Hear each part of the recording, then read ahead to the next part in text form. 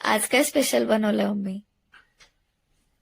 काला, शिरा चपातीचा काला. तुला खूप आवडतो ना, म्हणून तुझ्यासाठी बनवला. घे. थँक्यू. माझं फेवरेट आहे खरंच. हो ना, म्हणून तर बनवला. घे, खाऊन बघ. हा बोकड कालाची रेसिपी एकदम सोपी आहे बरं का.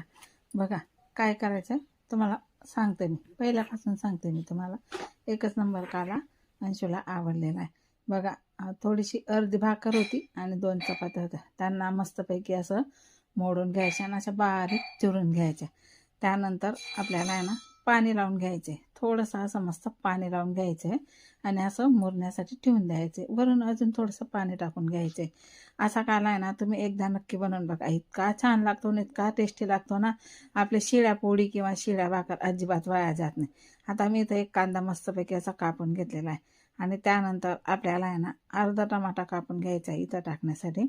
बटाटे पण टाकतात, पण माझ्याकडे बटाटे नव्हते म्हणून मी बटाटे काही टाकलेले नाही, पण बटाटे टाकून पण खूप छान लागतो. आता 2 लसणाच्या कांड्या मी असं मस्तपैकी सोलून घेतला, पटकन सोलल्या जातात. त्यानंतर आता लसणाचा कांदा आहे ना मस्तपैकी कुटून घ्यायचे आहे आपल्याला. आणि इथं आहे ना मी तळण्यासाठी मिरच्या कापून घेतलेल्या आहे. काय तुम्ही बाहेरचा नाश्ता खाता, घरीच बनवून बघा. अशा शिळ्या चपात्या वाया पण जात नाही आणि काला पण खूप छान बनतो आणि खूप टेस्टी लागतो. आता काय करायचे आपल्याला, 2 पड्या तेल टाकायचे, गॅस पेटून कढई ठेवून. त्यानंतर आधी तर ह्या मिरच्या तळून घ्यायच्या. मी मिरच्या कापल्या ना, त्या मिरच्या तळून घ्यायच्या आणि मिरच्यांना आहे ना मस्त मीठ आणि निंबू लावून साईडला ठेवून द्यायचं. त्यानंतर ना थोडंसं राई टाकायचं, जिरं टाकायचं, लसणाची पेस्ट टाकायची. अद्रक तुम्हाला आवडेल तर टाका, नाही तर नाही टाकलं तरी चालतं. आता कांदे टाकायचे, टमाटे टाकायचे आणि मस्तपैकी असं परतून घ्यायचं. आता आपला काला कसा मुरला का ते आपण बघूया. आता बघा काला मस्तपैकी मुरून झालेला आहे. बघा पोह्यासारखा मोकळा मोकळा झालेला आहे. काय खाणार तुम्ही पोहे, ते रोज रोज तेच कंटाळा येतो, तर असा काला खूप छान लागतो. आता मी हळद टाकली, थोडासा मॅगी मसाला टाकला, थोडंसं धना पावडर टाकलेले आणि थोडीशी चटणी टाकलेली. तर बघा आता आपले कांदे टमाटे पण मस्तपैकी असं फ्राय झालेले.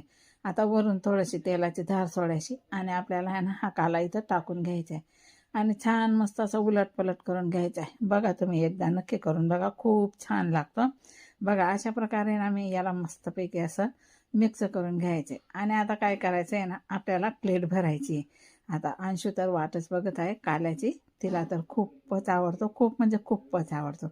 असं भरलं मी प्लेट आणि प्लेटला आहे ना मस्तपैकी मिरच्या बी लावून घेतल्या.